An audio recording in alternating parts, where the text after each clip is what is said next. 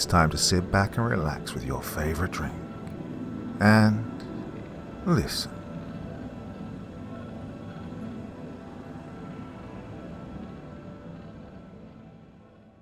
Where the caterpillars die. Fear is only as deep as the mind allows. That was my mother's favorite idiom. Growing up, she never hesitated to use it against my childish fits, whether I was upset about sleeping alone in my bed or trying to convince her there was an Oni in the closet. It's what she lived by, even as the cancer finished eating her lungs. When the light in her eyes disappeared, I grew to loathe every syllable of that idiom, burning with a blistering hatred. I knew that I would never hear it spoken in her voice again, and it became a cruel reminder of change. And yet, without it, I wouldn't have survived the horror I'm about to share. It's funny, though, how something you've rejected for half your life can turn out to be the only thing holding you together. So when I was 13, 3 months after Mom's passing, my father told me I'd be going to Akita to stay with my uncle during Dad's marine exhibition in Hokkaido. I wanted to die. Well, not literally, of course. Only about as much as I wanted to die in the dentist chair before the needle slid into my gums. But this pain wasn't going to be a quick pinch. It was going to last for the next week. It wasn't seeing Uncle Hori I was dreading, though. It was my cousin, Sota. Dad's cell phone rang. Moshi. Yes, pulling in now. Okay. A fair-sized 2-story home with a thatched roof came into view. It fit perfectly with the other picturesque houses in this secluded community straddled by deciduous forests. A slate path of stepping stones stretched to the front door where my uncle waited. A woman stood next to him, probably the new girlfriend Dad had mentioned. She was wearing a Nordic grey sweater. "About time," Hori called to us as we pulled ourselves out of the car. "Did you get lost or something?" My father closed the door. Or maybe if someone knew the specifics of their address better. "Learn to listen better," Hori jeered at my father, exaggerating his smile. "Now, where is my Yuki?" "Hi, Uncle Hori." I grabbed my bag from the trunk and walked over. His arms wove around me in a tight hug. He then gestured to the woman next to him. "Yuki, this is Hina. Hina Otori." She nodded her head at me and extended her hand. I smiled and shook it. Her black hair was very short and complemented her young features. "Oh, it's nice to finally meet you," she said with an ivory white smile. "You'll be staying on the upper floor, second door on the left," Hori said. "Sota's room will be right next to it, so go say hi to him." I wandered upstairs and found the guest room while my father caught up with his brother-in-law. Although my uncle and his ex-wife had separated months ago, the room still had Aunt Marky's decor scheme, a tiny space full of bright, vivid colours and furniture that screamed dollhouse, her special touch. I imagined an unblinking eye peering in around the flowery curtains and shuddered. The entire house had probably looked like this at some point before the divorce was finalised. I plopped my bag on the tatami floor mat and sighed. 1 week, my thoughts groaned. It's just a week, right? The door beside mine was the restroom, which had a sign on the door. "Broken, use other downstairs," it read. Next to what was most likely Sota's room. I stepped up to the door and stood there for a bit. I knew that it would be rude to not at least say hi to him, but I couldn't help hesitating. My cousin wasn't a rude or overbearing person, but his obsessions worried me. We're both going to be 14 this March. Our birthdays precisely a week apart. The majority of my memories of growing up with him involved his eerie fascination with insects. At family gatherings, he'd often be outside interacting with creepy crawly little things that he could catch. But Sota wasn't the kind of kid who enjoyed pulling off bugs' limbs or pitting them against each other in a plastic container deathmatch. He preferred to treat them as friends. He gave them names, voices, different personalities. All he was missing were tiny clothes. And, he collected insects. I ran from them. That was the gaping chasm that separated us. I didn't doubt that his latest collection of new friends waited for me behind his door. I'll pop in, say hello, and pop out, I thought. As I was about to knock, I heard a muffled conversation on the other side. Sota was already talking to someone. Just as I decided to say hello later, he said, "Come in." I did so and shut the door behind me. The inside was dark, very dark, save for the bright laptop screen outlining a seated body. A few streaks of sunlight peeking around the floral curtains. "You can turn on the light," he said with distracted awareness.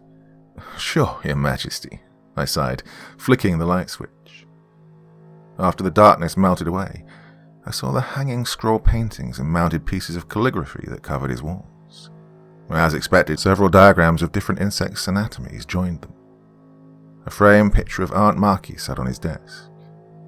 Situated on a table below his window was a miniature cherry blossom tree with missing branches. Sharing the space next to it was a foreboding glass terrarium.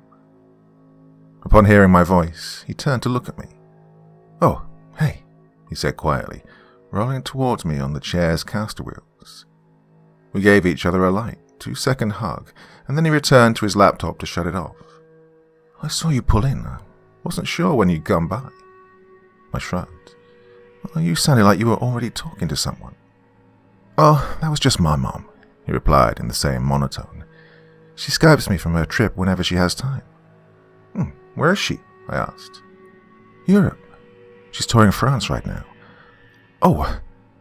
he suddenly cried with spontaneous eagerness, catching me off guard. "Do you want to meet someone?" He rolled his chair toward the window and ushered me to follow. He was no doubt referring to the glass container. "Let's pop in, pop out," my thoughts reminded me. "Pop in and pop out." At that moment I wanted to tell him I wasn't interested, but the words never reached my mouth. It didn't take much to hurt Sota. His feelings were like pieces of papier-mâché living in a world of knives. Instead, a measly "sure" wafted out of me. I'd feel awful destroying that ray of excitement on his face within the first 5 minutes. As long as I didn't have to touch anything, there was no immediate problem. As I joined him at the window, repulsive images were already firing off in my head. A spider outweighing my hand with its hairy limbs, a mantis with those alien claws folded in prayer to thank the evil gods for giving it wings. Horrible things like that. I looked down, peeked inside, and saw a horrible, enormous nothing. The missing branches of the cherry blossom were planted in a patch of black soil. "Can you see her?" he asked eagerly. I finally did. Attached to one of the brittle stems was a worm-like thing, but no worm I'd ever seen before. This looked much worse. Its bloated, squishy skin was black and orange with a dark, pointy tail. 4 spindles protruded from its backside like black, curling tendrils. Goosebumps puffed up my arms. "Fear is only as deep as the mind allows," my thoughts repeated reluctantly. "Her name is Kadami. She's a Brahmin caterpillar." Sota lowered his finger an inch from its chewing mandibles. "When she turns into a moth, she could have a wingspan of up to 7 inches. "How do you know she's a she?" I mumbled. "I just do," he shrugged. "Do you want to hold her? They don't bite." No, I'm good," I said, promptly backing away. Just the thought of that thing's rippling, squishy mass touching my skin made me want to die again. I tried to think of anything I could say to change the subject. "So, what do you think of Hina?" I asked. His smile melted. Dark cloudiness replaced the enthusiastic look. He bit deeply into the skin of his bottom lip. It was clear I had accidentally struck a nerve. Before I had the chance to apologize, he answered me. "I don't know. Mum isn't going to like her when she comes back, though." Well, I wasn't sure what he meant by that. "You mean after her trip?" He looked right through me and tightened the left side of his face into a smirk. "Yeah, after her trip." I finished unpacking and waved my father goodbye as he left for his new venture, leaving me to sulk over mine. I spent the rest of the day killing as much time as possible with the books and handheld games that I brought. And that wasn't enough to sedate me. I'd wander around the tea garden in the backyard. I slept well that night and thankfully did not wake up to an eye watching me sleep through the windows. When morning came, I went to the kitchen. Hina was there, standing over a purple kettle. "Good morning, Yuki," she said, flashing that same ivory smile. "Breakfast isn't ready, I'm afraid. Care for some oolong while you wait?" "Oh, thank you." I took a seat at the table. The aroma of dry roasted leaves graced my nose. She poured some tea into a mug and placed it in front of me. "Your uncle always likes a hot batch waiting for him when he wakes up. It's the only tea he ever asks for." I blew on it, slurped some up, and then gasped. "Oh, burn yourself?" she asked. I looked at my dark reflection in the brew. The complex woody flavor mixed nicely with the subtle creamy nuttiness. Well, it wasn't perfect, but it was close. And for a moment, I felt happy. But in the next moment, I felt sad. "Oh, sorry, it's just... my mum used to make her tea similarly. It was her special touch." "And who do you think showed her how?" my uncle said, strolling in while Hina preemptively handed him a cup. He smacked a quick kiss on her cheek. I blinked at him. "But Mum said she had a secret method." "Well," he grinned at me, "she may have perfected it, but I'm the one who gave her the idea, mind you. I don't think ours will ever be as good as hers, though." And his grin faded. Sota then walked in and poked his head into the fridge. "Hey, kiddo," his father greeted him. "How did you sleep?" Hina asked. He didn't answer, just muttered under his breath. "Oh, would you like a cup of "No," he interrupted audaciously. "Sota," Hori said, uncharacteristically stern. His son gave him a passing glance and returned to the stairs, leaving an invisible heaviness behind. "Sorry about that," he told me, pressing and massaging his left temple. I took another sip of tea. Later that same day, Sota wanted to show me one of the nature trails near their house. If anything, I figured it would help the day pass a little faster. Hori's only condition was for us to be back before sunset, or we'd go to sleep hungry. Luckily, the day still had plenty of its golden hours left. Just in case, he made us take the tactical flashlight that he kept in the garage. We followed the neighborhood's gently sloping hill, which quickly led us to the park. Behind its empty playground was the trail entrance, a boardwalk that cut through the old-growth forest. The cold breeze sighed between the beech tree canopies. Sota whistled every time he heard it. The wooden path brought us to a bridge hovering over a small creek. The moss floating over the surface smelled like wet fertilizer, the kind our janitor used on the school lawn, only much more pungent. Before I had a chance to cross, Sota's hand clamped over my wrist. "I want to show you something cool." His eyes suddenly had that electric eagerness again. "What is it?" I asked cautiously. In one swift movement, he leaped over the wooden railing and walked headfirst into the foliage. "Come on!" his voice whipped back at me. "Really?" I groaned angrily and sluggishly followed. What else was I supposed to do? The sheer lack of a distinct path to follow made me nervous, but it appeared he was following the creek. Some gangly saplings crunched under my shoes. No matter how many times I tried to coax him back to the trail, all I get was one of his whistles harmonizing with the wind. We came across an abandoned railroad track.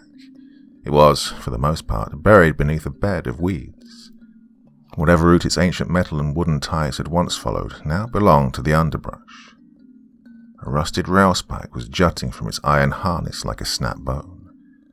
I thought that this was maybe the cool thing my cousin wanted to show me, until he stepped over it and continued. The treetop thickets above us darkened the area. Less and less sunlight slipped through.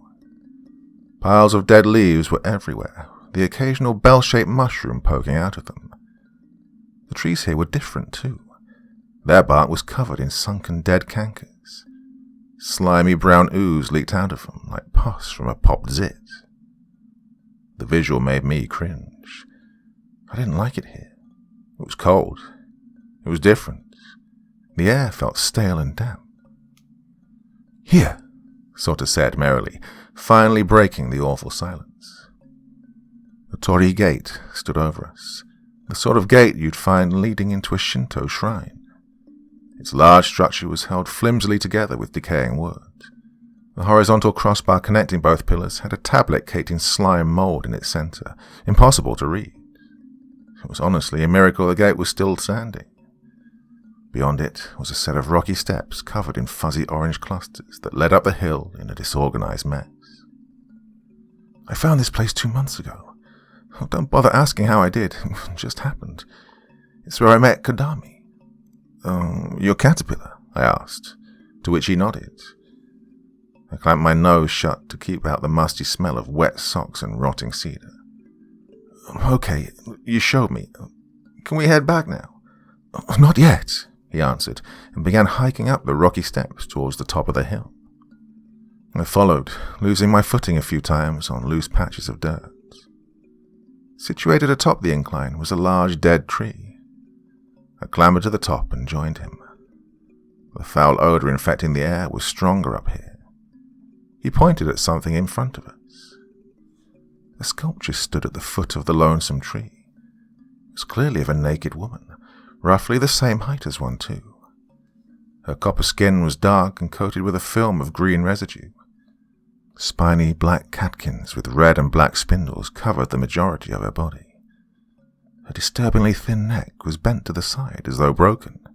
Not just that, but her mouth was open in a tooth-bearing grimace that displayed a set of uncomfortably realistic teeth and gums. Her tight skeleton-like arms were digging their fingers into her chest, portraying great agony. "Watch this," Sota whispered. He clutched a small rock and then tossed it at the woman's leg. The rock clacked loudly against it. The sculpture's skin started to move, wriggling and squirming with life. The slim, spiny objects I'd mistaken for catkins were caterpillars, swarms of them, all writhing over each other in tight, jerking clumps. They wormed out of her eyes, her open mouth, her ears, everywhere nightmares could reach.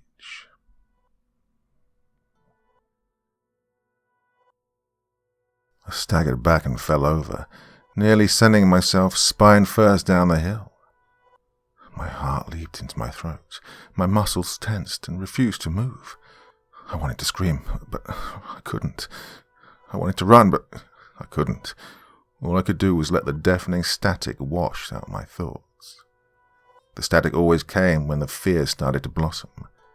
I couldn't turn to any fight or flight instinct buried within. I could only freeze. Eat your heart out, natural selection. "Brahmin caterpillars, every last one," Sota muttered. "They all come to the sculpture, lots and lots of them, but none become moths. They just die sooner or later." He wasn't wrong. The ground at the woman's feet was riddled with their dried, deflated bodies. "Kadami didn't want to be here. She wanted to come home with me." His eyes then scanned the small corpses. What kind of caterpillar never wants to fly someday? He sighed and then lifted his sleeve to itch his arm. Something was written on his skin. But before I could read it, he tugged his sleeve back down. He turned to me and smiled wildly. "It's getting dark. We can head back now." We made it home just before the peak of sunset. Hina was cooking teppanyaki. "The cornerstone of our love," said Uncle Hori. Unfortunately, she didn't join us to eat any of it afterward, which Sota seemed cheerful about. For the last few weeks, Hina had been experiencing spontaneous episodes of feeling unwell. Sometimes she felt better in minutes, other times it took hours. The food looked great, but my appetite had shriveled up and crawled away. I couldn't stop thinking about the woman, the horrible woman, drowning in a living, wriggling coat. I tried to push the thought back. Useless. That god-awful image wasn't going anywhere. Later that night, I dreamed that I was back there, standing in the abandoned shrine. The woman's grimy face and broken neck faced me. Her mouth started to move. "Yuki," a hushed voice sang. "Where are you, Yuki?" The voice was cruelly familiar. I gasped. "Mom?" "Yes, Yuki," she whispered and crooned. "Oh, I miss you." "Mom!" I screamed and ran to her. The ground squelched and clung to my soles like thick, muddy pools. The face staring at me was no longer the pain-infused face of the woman. It was Mom. Her neck wasn't broken, and she was smiling. "Oh, I want to move, Yuki, but my legs won't bend," she said softly to me. "Will you help me move again?" I wrapped my arms around her cold metal skin. "Yes, please come home. Please come back to me," I screamed, unable to wipe the cascading tears. Her mouth elongated, and a flurry of Brahmin caterpillars slithered out, and they engulfed her, swallowing her body up into a twitching silhouette. "Will you help me, Yuki?" "I'll do anything," I wept. "Just come back." "Mommy will come home, but first you must let me in. Let me breathe again, let me move again. Let me inside." "Yes," I blubbered, thoughtlessly digging my hands into the mesh of lava and pulling out 2 meaty handfuls. They struggled and jerked in my grip. All at once I forced them into my mouth. Their flexible, squishy bodies popped between my teeth. Their spindles cut into my gums and the roof of my mouth like a dentist's needles. Bitter, slimy flavors covered my tongue as I choked them down. I startled myself awake, looking wildly around for a few blurry seconds. No shrine, no caterpillars, just cold sweat and a miserably tight bladder. I climbed out of bed and walked next door. The "please use downstairs" sign was mocking me. Still not fully awake, I groggily stepped downstairs and crossed through the dining room to reach the west bathroom. After relieving myself, I washed my hands and headed back. But this time, I froze. The lights were on. Hina was sitting on her knees at the dinner table. It had to have been 2 or 3 in the morning by then. Why is she up so early? I thought. I passed by her, intending to apologize if I'd woken her up. Something wasn't right. She was doubled over the short table, blowing out deep, concentrated breaths. The blue sleeves of her jinbei hung loosely from her wrists. Her neck was bent and her shoulders were hunched and locked stiff. A black pool of sumi ink had been spilled on the table with a pungent, sickly sweet odor. She was dipping her fingers into it and sloppily writing on her left arm, repeating the same characters again and again. "Offering." I leaned towards her. Is everything all right?" She abruptly twisted toward me. Her sleepless eyes were bloodshot and rapidly rolling around in their sockets, utterly independent of each other. "K," she croaked through a grimacing, toothy smile. The wall touched my spine before I realized I was backing up. Hina stood up, and her neck slumped to the side and hung there.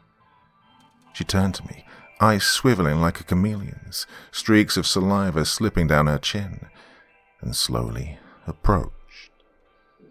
Her legs seemed rigid as she clumsily forced them to bend, like a puppet learning how they work. I pressed further against the wall, wishing I could fade away into it. My mind was saying, "Run," but my muscles rejected the order. The static was taking control. "Oh, just scream," my thoughts echoed.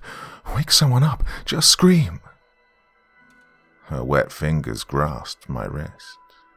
She leaned forward, her musty breath smelling like old, used-up mothballs, and pressed a finger against her lips. She let go of me and trudged awkwardly to the front door, where she disappeared into the night. My trembling legs dropped me to the floor. Not sure how long I sat there, trying to take back control of my sporadic gasping and disabled motor functions. Once I was able to feel my legs again, I rushed into Hori's room, nearly giving him a heart attack in the process. What is going on?" He jumped up in a drowsy panic. I told him what had happened, showing my wrist, smeared with black fingerprints. He pulled himself up and wandered into the dining room. The black pool of spilled ink was coagulating on the table. Hori reached into his pocket, pulled out his phone, and dialed a number into it. From the front door came the vibrating zzz of a cell phone on the floor. Hina's cell phone. He picked it up and glanced at me, concerned. Did she take the car?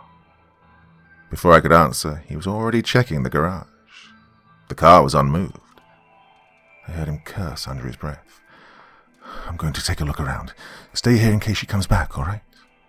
I nodded to him and sat on the chairs while he got dressed and headed out with a flashlight. He'd come back shortly after, flustered and empty-handed. She isn't anywhere close by. Let me make a quick call. The call was to the police. An officer came by shortly after the call. His barrel-shaped chest protruded out of his dark blue uniform. He had dry, scabby lips that screamed for chapstick. My uncle talked with him while I waited in the kitchen, washing the ink off with a wet cloth. I idly wondered if I should wake Sota, but decided not to. The officer came in and asked me questions, one after the other. How do you feel about your uncle's girlfriend? Has she ever acted differently around you? Has she ever told you about any secret? Well, I answered him as best I could. He smacked his chapped lips together and finalized his notes about Hina's physical description and the jinbei she was wearing. Given the circumstances, we aren't able to conduct a search for an adult who just doesn't wish to be home. I can hold on to the information you've given me for the time being. If you've not heard anything for at least 24 hours, or have any reason to fear for her safety, we can provide more assistance. Please keep us informed. He bowed and returned to the parked cruiser. We watched him drive off. Uncle Hori looked at me. Get some sleep, Yuki. I'm sure she'll turn up in the morning. I nodded to him and went to bed, where I laid for hours staring at the ceiling. As exhausted as I was, my mind had no intention of resting. I called my father, who answered groggily. I told him what had happened and how scared I was. He promised to cut his Hokkaido exhibition short and said he'd get me the day after tomorrow. 24 hours never felt farther away. I was scared, not quite sure what to do with myself. Why had Hina written on her arm? What was wrong with her eyes? What was happening in this house? The next morning, the cold breeze from the day before had brought an overcast grey sky. Hori was making oolong tea alone in the kitchen. He didn't say too much. His look of exhausted defeat said enough in itself. Sleep must have been scarce for him also. Sota was in the backyard, seated in the garden. His elbow was lifted and pointed outward as though striking an invisible person. He was giggling and talking out loud, a jaunty ear-to-ear grin radiating from his face. I thought he was talking to himself at first, before spying the glass terrarium in his lap and the caterpillar's 4 spindles crawling across his arm. I can't believe it, he sniggered quietly. I just can't believe it, Kadami. We didn't hear from Hina that day. Nothing but silence through the morning, noon, and evening. All we could do was wait while the pale clouds wafted over us. Despite this, Sota's upbeat attitude never left him. He was joking, smiling, and perkier than usual. I'd never seen his spirits higher.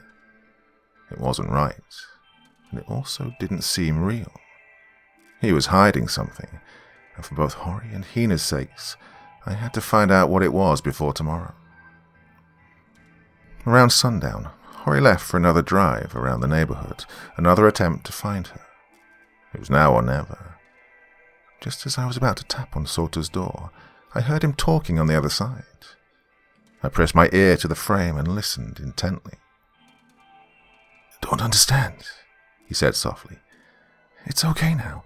Your trip can be over. A distressed weight lowered his voice. Another voice replied, too quiet and distorted to make out clearly, but I was almost certain I heard the word complicated. There was a bang on the table. I don't care, he cried.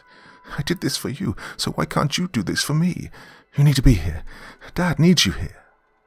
More distorted words. More complicated. His voice rose to a volley of incoherent screams. There was another loud thump and muffled sobbing. No more talking. The discussion must have been over. I creaked open the door, slid inside, and gently closed it. The room was dark, and the laptop's white void screen once again blinded me. Curled up on the bed, where the light couldn't reach, was a vaguely outlined body. A desk chair lay on the floor, probably thrown there. "Was that your mother?" I asked quietly. No answer. I scooped up the desk chair and planted myself next to him. Whenever I was upset, my mum would tell me to cheer up before my face got stuck that way. The dark lump that was my cousin didn't move. His stifled sniffling sounded in the sheets. "Come on, just talk to me, okay?" "I did everything right," he spoke faintly. "Everything right. Everything the woman said to do, and it still isn't working. And she said it would, so why isn't it?" I rolled the caster wheels closer, reminding myself of one of those psychiatrists you see on TV. "What woman?" "The woman in my dreams," he said, rolling over to face me. His eyes were wide and drenched with tears, blotches of light reflected off his wet pupils. "She came because I brought Kadami here. That's how you let her in, through the caterpillars. She said Hina would leave and Mum would come back. She's real, Yuki. I've seen her." I didn't like the seriousness in his voice. The look in his eyes was both real and terrifying. I mean, sure, there was living in your own world where bugs had voices and their own personalities, but this was different. This was the real world, where people went missing. "Look, it was just a dream you had. Probably from that creepy place. I had one too. Listen, if you know what happened to Hina, or where she is, you have to tell me." Abruptly, in a whirlwind of speed, he leaped out of bed and paced around. Words in flaky dried ink were written down his right arm. "Hina. Otori." Curse. "The woman is a liar. Why didn't it work? She came because of Kadami, so if I take Kadami back home, then maybe she will leave too." He dashed to the glass case and scooped it up in his arms. "I can fix this." And then he bolted for the door. I grabbed his shoulder and tried to yank him back. Wait, you need to calm down."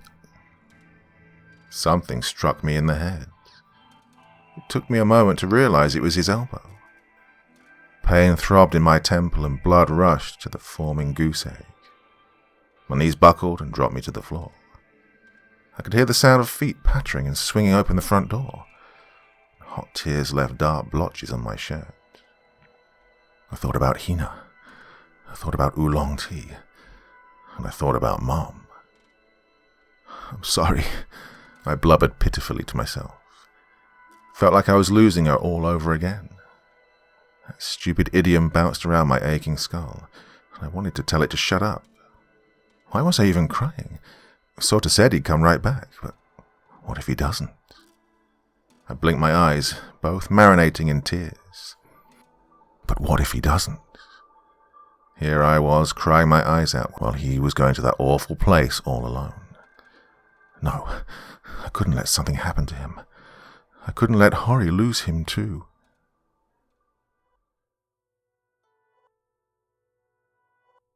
I reached into my pocket and called Hori's cell phone. It rang emptily and delivered me to the voicemail. A few more attempts, same result. Of course, why not? I thought sorely. I texted him a message filled with misspellings and panic. Well, he'd read it eventually and it'd probably give him a heart attack, but it was all I could think to do. Before any more regretful thoughts could sprout up, I grabbed his tactical flashlight from the garage and rushed through the front door. I raced down the sloping street to beat the sundown clock. I'd find Sota and bring him back. Then there'd be no more need for hysterics. Well, I hope so anyway. I crossed the empty playground and reached the trail entrance. As much as I tried to fight them back, poisonous thoughts were still breaking through the monsoon.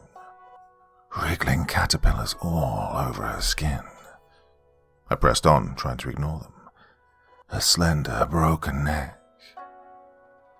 The damp, mossy smell hit me when I reached the bridge. That grimacing open mouth, those real-looking teeth. Both my hands gripped the wooden railing. Let me in, Yuki, let me in. Shut up already, I mumbled to the ugly thoughts and hopped over. If not for the creek, I'd have completely lost my sense of direction. Everything looked the same, especially with so little sunlight breaking through the canopies. And it was only going to get darker from here. Something metallic crunched under my shoe. I reached the abandoned railroad track. Still no sign of him, though. He must have already crossed. Something also felt different about the tracks, like something was missing. Regardless, I pushed forward. The forest was losing what little light it had left from the day. My eyes were playing tricks on me, meshing the branches and shrubs into monstrous shapes. Then I saw Sota, hunched over against a tree. He was breathing heavily, clearly exhausted from the run here. He pressed the glass terrarium carrying his precious cargo into his side. I quickly caught up with him. Are you done running away now? He didn't raise his head. No, I still need to take Kadami back there. I rested my hand on his shoulder. It's getting dark. Your dad's going to be worried about us. Do you think he needs that on his plate too? Please, Yuki. He lifted his red, weary face. A thread of spittle dangled from his mouth. Just let me do this first. I have to do this. Then we can go back, okay? Why not squish the thing and be done with it? He shook his head. She'll come back. I don't know how, but I know she will. I took her out of that place. Now I have to take her back. I sighed deeply. The thought of wrestling him all the way back to the trail and then dragging him back home sounded miserable. It'll be quick, right? Yes, he said with exasperated relief and started walking again. I'm sorry I hit you. I didn't mean to. It's all right. I'll just have to get you back for it later. The shrine gate, in all its decrepit glory, was waiting for us. That pungent, rotting smell was back, floating through the air. It had gotten worse somehow. The earthy, wet sock smell had intensified to an outhouse full of mouldy meat. I'm going to wait here. You go do it and come back. I don't want to see that thing again, I said, clamping my nose shut. Before he took another step, we heard a sound, the crackling of dead leaves being repeatedly crunched. Footsteps, coming closer. A set of fingers curled themselves over one of the gate's supporting pillars and pulled a trudging body forward. It was Hina, slogging towards us with unbalanced steps, her bare feet caked with grime. The seams on her dirt-stained jinbei split to the point that it was virtually falling off of her. Her head swayed limply on her shoulders. Stretched across her face was that ugly, twisted smile, and those eyes, they were still twisting freely in their sockets. Things were moving all over her, clusters of spindly caterpillars scrambling endlessly across her body. Before I even realized it, the crippling fear had already squeezed between my joints. My heart rattled around in my ribcage, trying to burst its way to freedom. Sota stepped forward and dropped to his knees in front of her. He was saying something, but it was difficult to hear anything over the deafening static. Sorry. Take back. Didn't want this. Hina clenched a handful of his hair, when he screamed and struggled in her grip, dropping Kadami's terrarium into the dirt. She breathed stiffly in croaking moans that sounded like k-k-k-k. From behind her back, her other arm lifted. Brandished between her dirt-caked fingers was a rusted train spike. I stood there, succumbing to paralysis. My thoughts couldn't free themselves. I was losing myself to the static. This isn't real. It's just a bad dream. No, it isn't. I'm somewhere else. Somewhere safe. No, you aren't. A scream broke through. Is that Sota? Yes. Someone's hurting him. Yes. I have to help. Then you're gonna have to move. Before even realizing it, I'd fired into a sprint. The dazed muscles in my legs were pumping like steam-powered machinery. I was scared, absolutely terrified, but it didn't matter. I was moving. My mother's idiom rang off the walls of my skull, guided by her voice. Fear is only as deep as the mind allows. I swung the tactical flashlight. Its toothed head met Hina's face and splattered a caterpillar on her cheek into a blue-green paste. Her neck swung back with a loud grunt. Although she stumbled a bit, her fingers still clenched Sota's hair. 3 bloody wheals opened on her still smiling face. Put her back, Sota yelled, batting at Hina with his small fists. Put Kadami back. All rationality was gone. Maybe he was right. Perhaps everything would turn back to normal. The terrarium was lying on its side. I ran toward it and shone the flashlight inside. The caterpillar was crawling along the tipped black soil. I tucked the flashlight into my pocket and cupped the small thing in my hands. I couldn't believe what I was doing. The feeling of its small, grubby legs tickling my palm sent shivers up my spine. As I ran for the gate, Hina swayed in my direction. Her fingers unhooked from Sota's hair, and she hurled herself at me with a shocking burst of speed. I started up the slope, doing everything in my power to ignore the harsh, throaty sounds behind me and the tickling sensation between my palms. A hand locked around my ankle. I tumbled forward into the dirt. When I looked back, Hina's eyes were no longer rolling. They were dead set on me. Her arm rose, displaying the rust-coated spike. I screamed, trying to kick my free leg at her, but my awkward position on the slope made it difficult. She struck with the spike. I forced my body to roll to the side. My ankle, her hand still clamped around it, popped. Sparks flew as the train spike struck one of the stone steps. Tight, searing pain resonated from my ankle up to my leg. She made a guttural, cackling sound and hoisted the spike again.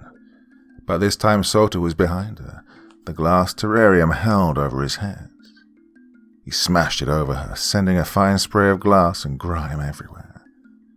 Her grip slackened, just enough for me to escape. I pushed off my elbows and got back to my feet.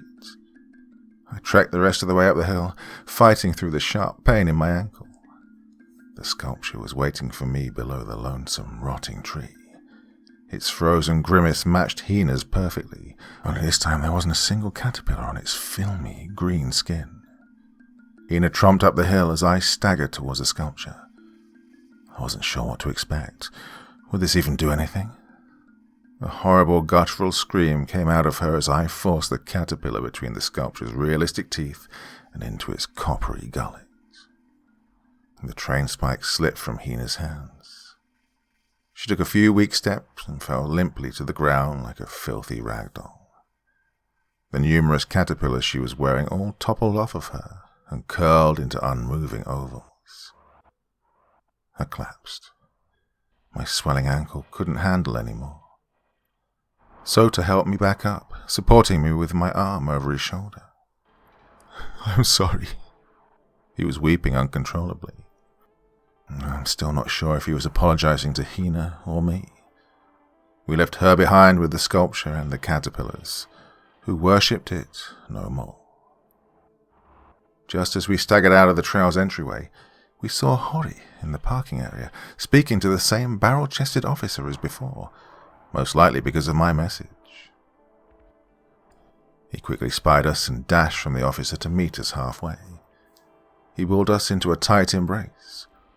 What happened? Is everything all right? I'm so sorry I didn't answer your calls. The officer followed shortly after. My cousin and I looked at each other with the same addled uncertainty. The aftermath of everything had left our minds haggard and broken. Even I wasn't sure what exactly the truth of what happened was. We found her in the forest, Sota said quietly, to the man with the chapped lips, a tear trailing down his cheek. I know where she is. I can take you there. An ambulance and a few other officers arrived at the scene. Both Sota and his father accompanied them back into the woods while I stayed with one of the EMTs to have my ankle treated. They gave me some ice and wrapped it in an elastic brace. After some time, everyone returned. Hori was wearing a face I'd never seen before, a dazed, foggy stare, like a ghost trying to remember how to feel. They asked him to remove us from the scene and to return home for the night. They'd be in touch. The drive home was long and quiet. We pulled into the driveway, walked into the house, and quietly went to our beds. No one said a word. I wanted to say something, anything, but absolutely nothing could clear that troubled air. None of us were going to find sleep that night. I kept the closet light on. It provided some comfort from the shadows that were continually morphing into an upraised arm, waiting to pierce my heart with its rusted spike. When the sun rose again, I started packing my things. Now and then I'd eye the window, expecting to see my father's car pull up at any moment. I heard someone crying downstairs. The kitchen was empty, but the crying came from the connecting hallway. Hori was standing there, facing the wall, his face buried in his forearm. I could tell he was doing his best to stifle the sounds, but failing miserably. There had to be something I could do, but what? An idea struck. I hobbled to the purple kettle. When he came into the kitchen, a cup of oolong tea was waiting for him on the table. He looked at me, puzzled at first, but then he gave me a subtle smile. I watched as he picked up the drink, blew on the steaming liquid, and sipped it. He suddenly winced. It was probably the poor taste. Sorry, I'm a lousy tea maker. I shook my head. No, he said, waving his fingers at me. It just caught me off guard how familiar the taste is. It's perfect. My dad eventually pulled into the driveway. Unfortunately, I wasn't able to give Sota a proper goodbye through his locked bedroom door. It was later released that Hina Otori was found dead at the scene, but according to pathology reports, her time of death was the night she disappeared, the same night she'd walked out the front door. The next time I saw Sota was at the memorial service held for Hina.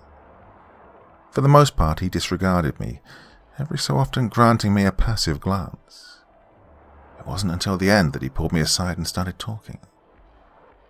Everything is gone, he said in a rattled, trembling voice. There was no gate, there was no sculpture, only Hina and the weapon. Where did everything go, Yuki? Was it because of the adults I brought? Is the woman somewhere else now, looking for someone else to let her out of that sculpture?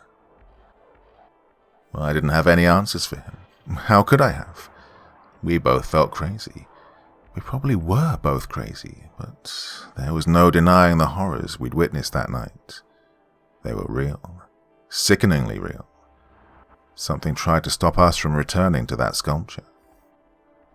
The nightmares that followed were constant, almost every night. That place haunted me.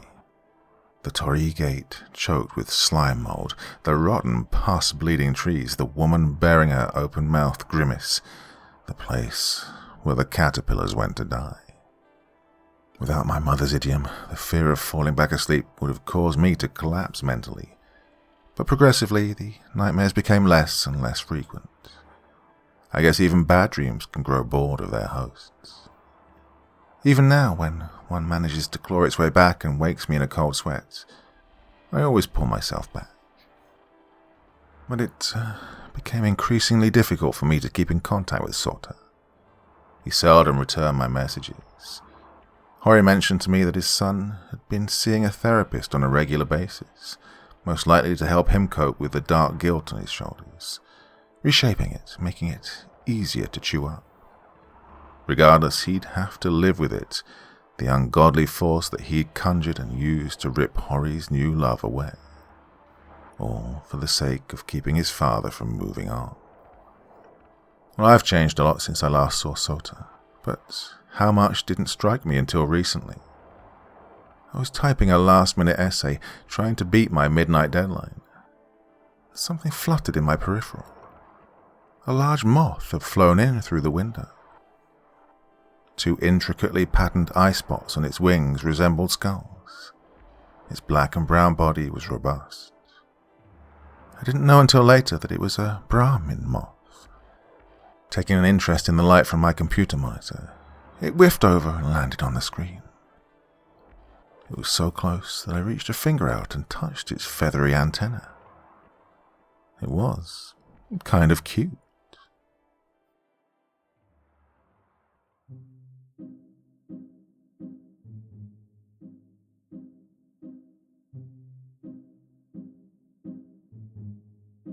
Whoa, what did you think of that one? A very weird and yet very wonderful story for your Sunday evening's delight.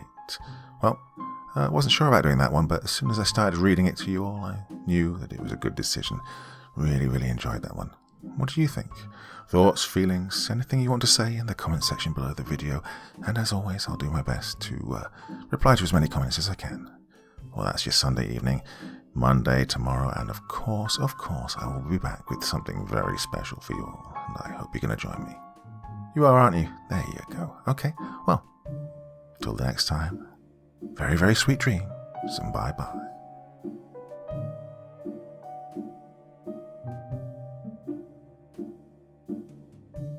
Thank you so much for taking the time to listen to this story today. It really means a lot to me and to the author of the story, of course. Well, if you want to know more about me, I'm pretty much everywhere on social media. You can find me on Facebook, Twitter, Instagram. You can download my music on SoundCloud. I've got a Patreon if you feel like. Throw me $1 or $2. Very much appreciated. And of course, on Reddit, I have a place where you can leave stories if you want me to read one that you've written. Well, hoping to see you all again very soon. Till then, sweet dreams, and bye-bye.